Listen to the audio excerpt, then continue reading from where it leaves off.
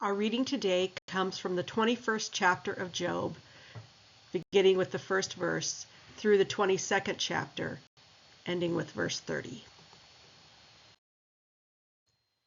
Then Job answered, "Listen carefully to my words, and let this be your consolation.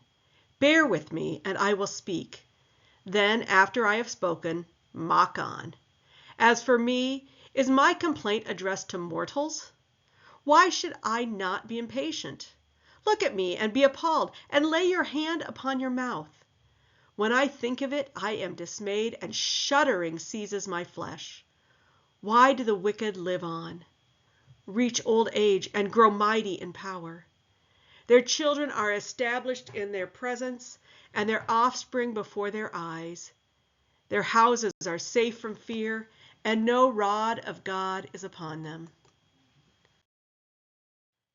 Their bull breeds without fail, their cows calves and never miscarries.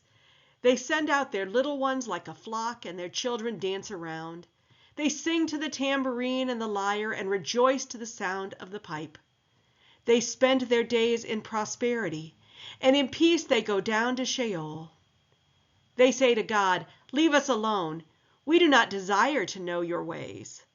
What is the Almighty that we should serve him? And what profit do we get if we pray to him? Is not their prosperity indeed their own achievement? The plans of the wicked are repugnant to me. How often is the lamp of the wicked put out? How often does calamity come upon them? How often does God distribute pains in his anger? How often are they like straw before the wind, and like the chaff that the storm carries away? You say, 'God stores up their iniquity for their children.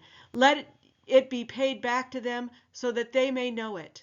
Let their own eyes see their destruction, and let them drink of the wrath of the Almighty.' For what do they care for their household after them, when the number of their months is cut off? Will any teach God's knowledge, seeing that he judges those who are on high?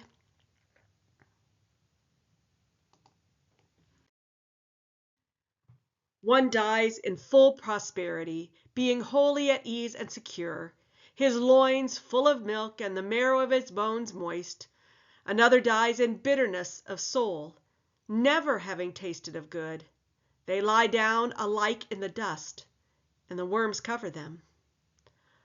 Oh, I know your thoughts and your schemes to wrong me, for you say, 'Where is the house of the prince? Where is the tent in which the wicked live?' Have you not asked those who travel the roads? And do you not accept their testimony, that the wicked are spared in the day of calamity, and are rescued in the day of wrath? Who declares their way to their face, and who repays them for what they have done? When they are carried to the grave, a watch is kept over their tomb. The clods of the valley are sweet to them. Every one will follow after, and those who went before are innumerable. How then will you comfort me with empty nothings? There is nothing left of your answers but falsehood." Then Eliphaz the Temanite answered, "Can a mortal be of use to God? Can even the wisest be of service to him? Is it any pleasure to the Almighty if you are righteous, or is it gain to him if you make your ways blameless? Is it for your piety that he reproves you and enters into judgment with you? Is not your wickedness great? There is no end to your iniquities. For you have exacted pledges from your family for no reason, and stripped the naked of their clothing. You have given no water to the weary to drink, and you have withheld bread from the hungry. The powerful possess the land, and the favored live in it.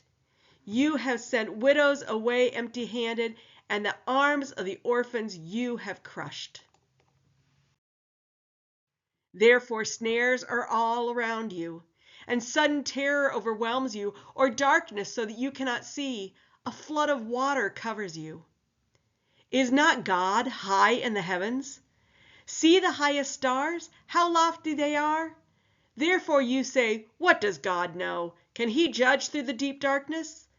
Thick clouds enwrap him, so that he does not see, and he walks on the dome of heaven. Will you keep to the old way that the wicked have trod? They are snatched away before their time.